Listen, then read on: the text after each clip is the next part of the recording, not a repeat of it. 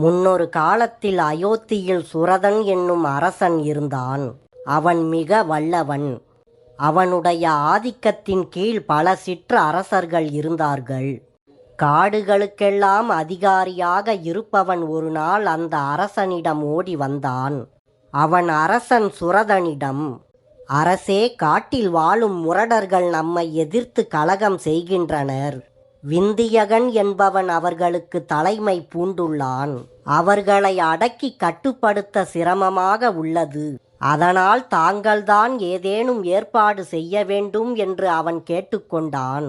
உடனே அரசன் பலபத்திரன் என்னும் தன்னுடைய மந்திரியை அழைத்து வரச் செய்தான்.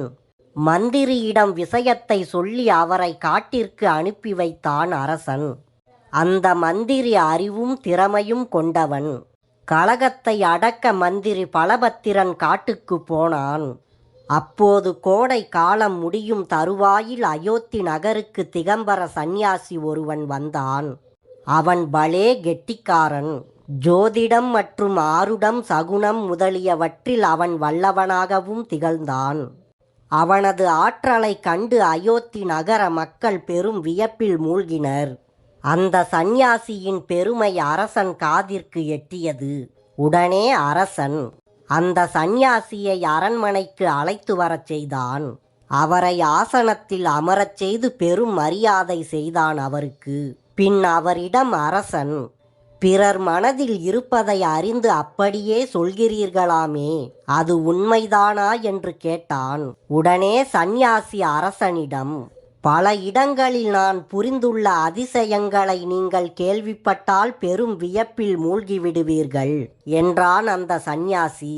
அதற்கேற்ப அரசனுக்கு அவன் பல கதைகளையும் அவிழ்த்து விட்டான். அந்த சந்நியாசியின் வார்த்தைகளில் பெரும் மதிப்பும் நம்பிக்கையும் கொண்டான் அரசன். அதனால் அந்த சந்நியாசியை அந்த ஊரிலேயே தங்க சொல்லி மடம் ஒன்றும் கட்டி கொடுத்தான் அரசன். பின் அந்த சந்நியாசி நாள்தோறும் அரசனை கண்டு உரையாடினான். அவன் தன் பெருமைகளையெல்லாம் சொல்லி அரசனை நம்பச் செய்தான். ஒரு நாள் அந்த சந்நியாசி சற்று தாமதித்து அரண்மனைக்கு வந்தான். அப்படி வந்த சந்நியாசி அரசனிடம், தேவர்கள் என்னை வெகு நாட்களாக தேவலோகத்திற்கு வருகை தரும்படி கேட்டுக்கொண்டிருந்தார்கள். அங்கு செல்ல என்னால் இன்றுதான் முடிந்தது. இப்பொழுது நேராக தேவலோகத்தில் இருந்துதான் நான் வருகிறேன். அதனால்தான் தாமதமாகிவிட்டது. தேவர்கள் உம்மை பற்றியும் விசாரித்தார்கள் என்றான் சந்நியாசி. அதை கேட்ட அரசன் வியந்து போனான். இந்த ஆற்றல் கூட உங்களுக்கு உண்டா என்று கேட்டான் அரசன். அதற்கு சந்நியாசி, என்ன அப்படி கேட்கிறீர்கள்? என் போன்றோர்க்கு இது எளிதாயிற்றே. தினந்தோறும் கூட நான் தேவலோகம் சென்று திரும்புவேனே என்றான் சந்நியாசி. அந்த அரசன் அந்த சந்நியாசியின் கருத்துக்களை முழுக்க முழுக்க நம்பினான். அந்த சந்நியாசியின் மீது அதிக ஈடுபாடு கொண்டு அரச காரியத்தை மறந்தே போனான் அரசன். அதனால் அரசாங்க அலுவல்கள் நிலைகுலைந்து போயின. அந்த நேரம் காட்டிற்கு சென்ற மந்திரி பலபத்திரன் கலகத்தை அடக்கிவிட்டு அயோத்திக்கு திரும்பினான். அவன் அரசனது நிலைமையை கவனித்து உண்மை நிலையை அறிந்து கொண்டான். பிறகு மந்திரி பலபத்திரன் அரசனை அணுகி, தேவர்களின் அன்புக்கு பிரியமானவரே, தங்களுக்கு வெற்றி கிட்டியிருக்கிறது என்று கூறி அரசனை வணங்கினான்.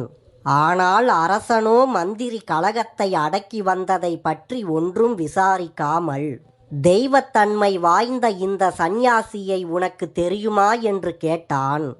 அதற்கு மந்திரியும் அரசனிடம், இவரை பற்றி கேள்விப்படாமல் இருக்க முடியுமா?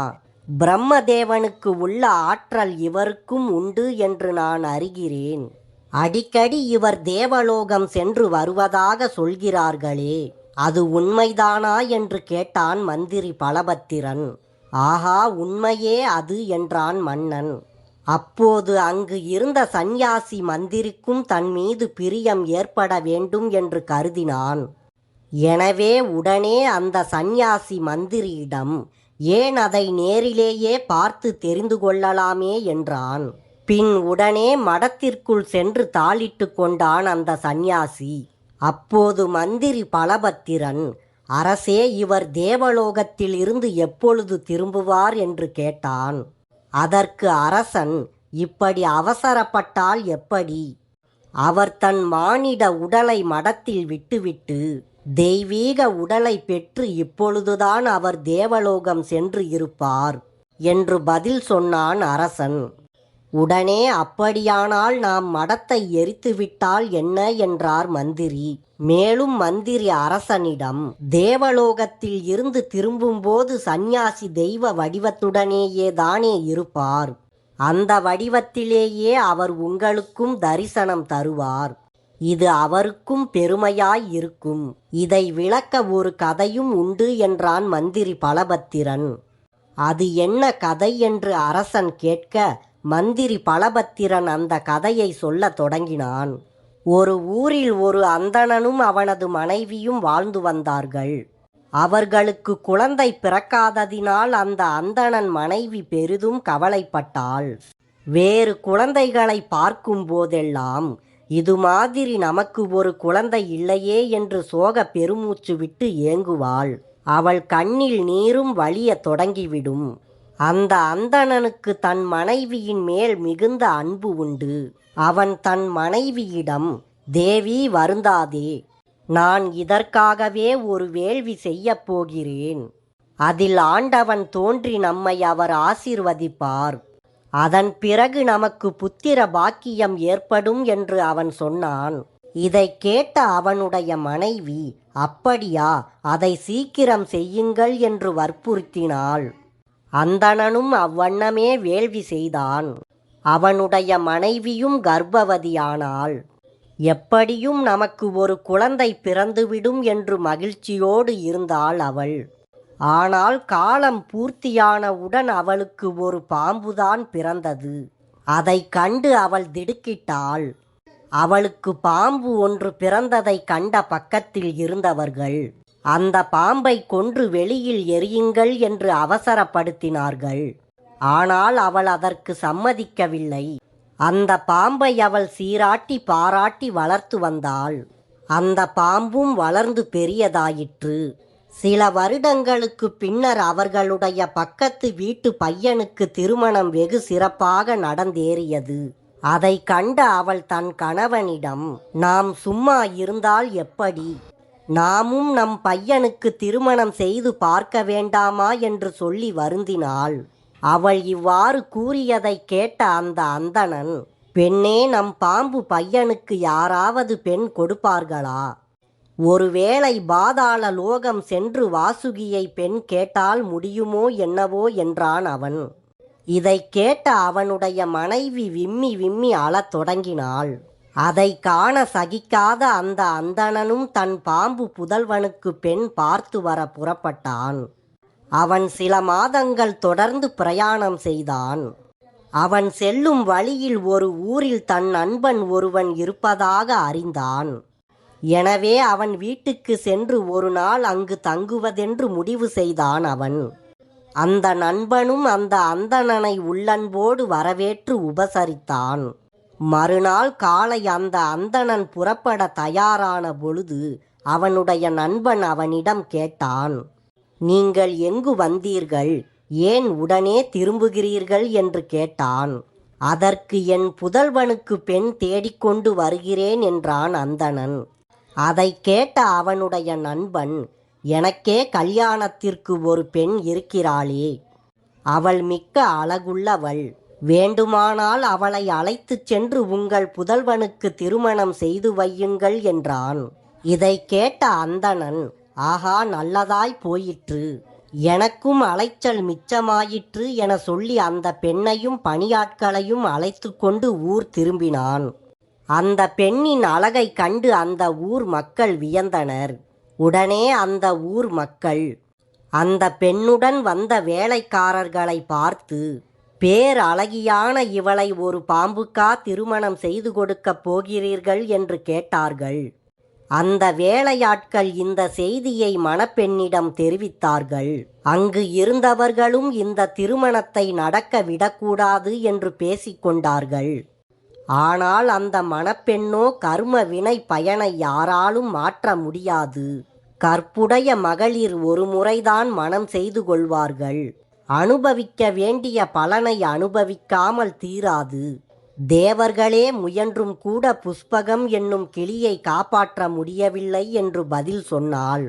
அது என்ன கிளியின் கதை என்று அங்கிருந்தவர்கள் கேட்டனர். அந்த மணப்பெண் அந்த கிளியின் கதையை சொல்லத் தொடங்கினாள். புஷ்பகம் என்னும் கிளியை இந்திர தேவன் செல்லமாக வளர்த்து வந்தான். அந்த கிளி அனைத்திலும் மேம்பட்டு விளங்கியது. ஒரு சமயம் தேவேந்திரன் இந்திர சபையில் அமர்ந்திருந்தான். அப்போது அவனது கையில் அந்த கிளியும் அமர்ந்திருந்தது. அந்த சபையில் பொருள் உடைய பல சூத்திரங்களை சொல்லி அந்த கிளி அங்கிருந்த அனைவரையும் பிரமிக்கச் செய்தது. பின் சற்று நேரத்தில் அங்கு யமதர்மராஜன் வந்தான். யமதர்மராஜனை கண்ட கிளி அப்பால் ஒதுங்கி போயிற்று. யமனை கண்டதும் நீ ஏன் இப்படி ஒதுங்க வேண்டும் என்று அங்கிருந்த மற்ற தேவர்கள் கிளியை கேட்டனர். அதற்கு கிளி கூறியது, அனைவருடைய உயிரையும் கவர்ந்து செல்லக்கூடியவராயிற்றே அவர், அதனால்தான் நான் ஒதுங்கினேன் என்றது அந்த கிளி. அப்படியா என்ற தேவர்கள் அனைவரும் யமனை பார்த்து எங்கள் பொருட்டு இந்த கிளியை கொல்லாமல் விட்டுவிட வேண்டும் என்று கேட்டுக்கொண்டார்கள். அதற்கு யமன் கூறினான், அவ்வாறு விட்டுவிட எனக்கு அதிகாரம் ஏது? காலன் இட்ட கட்டளைப்படிதான் நான் நடந்து கொள்ள முடியும். அதனால் வேண்டுமென்றால் நீங்கள் காலனை அணுகுங்கள் என்று சொன்னான் யமன். உடனே அந்த கிளியை எடுத்துக்கொண்டு தேவர்கள் காலனிடம் சென்றார்கள். அங்கு காலனை கண்டதும் தான் தாமதம். உடனே அந்த கிளி காலம் முடிந்து இறந்து போயிற்று. இதை கண்ட தேவர்கள் மிகுந்த வருத்தம் அடைந்தார்கள். இப்படி காரணமின்றி கிளி இறந்து போயிற்றே ஏன் என்று அவர்கள் கேட்டார்கள். அதற்கு வினை பயன் விளைவால் கிளி இறந்து போயிற்று என்றான் யமன். யமனின் இந்த பதிலை கேட்டதும் தேவர்களது வாய் அடைத்து போய்விட்டது. பின் ஒன்றும் செய்ய முடியாமல் தேவர்கள் திரும்பிவிட்டனர். அதனால் விதியை வெல்ல எவராலும் ஆகாது. இப்பொழுது நான் மனம் செய்து கொள்ள மறுத்தால் என் தந்தைக்கு பழிச்சொல் சேரும் என்று சொன்னாள் அந்த மணப்பெண். அதன் பிறகு அந்த ஊர் மக்களால் ஒன்றும் பேச முடியவில்லை. அதனால் குறித்த வேளையில் அந்த அழகான இளம் பெண்ணுக்கும் பாம்புக்கும் திருமணம் நடந்தது. திருமணத்திற்கு பிறகு பாலூட்டி அந்த பாம்பை அன்போடு வளர்த்து வந்தாள் அவள். ஒரு நாள் அவளது படுக்கை அறையில் கூடையில் இருந்த அந்த பாம்பு அழகான வாலிபனாக மாறி படுக்கைக்கு போயிற்று. உடனே விழித்து கொண்ட அவள், யார் நீ, எப்படி வந்தாய் இங்கே என்று பரபரப்புடன் எழுந்து கதவை திறக்கப் போனாள். உடனே பெண்ணே, நான் தான் உன் கணவன், கதவை திறக்காதே என்றான் அவன். பின் உடனே அவளுக்கு நம்பிக்கையூட்ட அந்த வாலிபன் பாம்பாக மாறிக்காட்டி பின் வாலிபனாக எழுந்து வந்தான். அப்பொழுது அவன் முன்பை விட அதிக அழகானவனாகவும் பளபளக்கும் கிரீடமும் ஆபரணங்களும் அணிந்திருந்தான். அவனை கண்டதும் மகிழ்ச்சி அதிகமாகி ஓடிச் சென்று அவனை ஆசையுற தழுவிக்கொண்டாள் அவள். இந்த நிகழ்ச்சியை கண்ட அந்த அந்தணன் உடனே ஓடிச் சென்று அந்த வாலிபனுடைய பழைய பாம்பு உடலை எடுத்து எரித்துவிட்டான். அதன் பிறகு அந்த அந்தணனுடைய மகன் மீண்டும் பாம்பாக மாற முடியாமல் போயிற்று. அடுத்த நாள் இவ்விருவரையும் கண்ட அந்த ஊர் மக்கள் ஆனந்தமடைந்தனர். இந்த கதையை அரசனுக்கு சொல்லி முடித்த மந்திரி பலபத்திரன், அரசே, உடனே அந்த மடத்தை தீக்கு இரையாக்குங்கள். அதனால் அந்த சந்நியாசியின் மானிட உடல் அழிந்து போகும். அவர் தேவ உருவத்திலேயே இருப்பார். நீங்கள் அவரிடம் உரையாடியும் மகிழலாம் என்று அரசனுக்கு யோசனை கூறினான். மந்திரி பலபத்திரன் இவ்வாறு கூறியதை கேட்ட அரசன், ஆம், நீ சொல்வது சரியே என்று உடனே அந்த மடத்தை எரித்து விடும்படி உத்தரவு போட்டான். அதனால் அந்த கபட சந்நியாசி அந்த தீயில் வெந்து மாண்டு போனான்.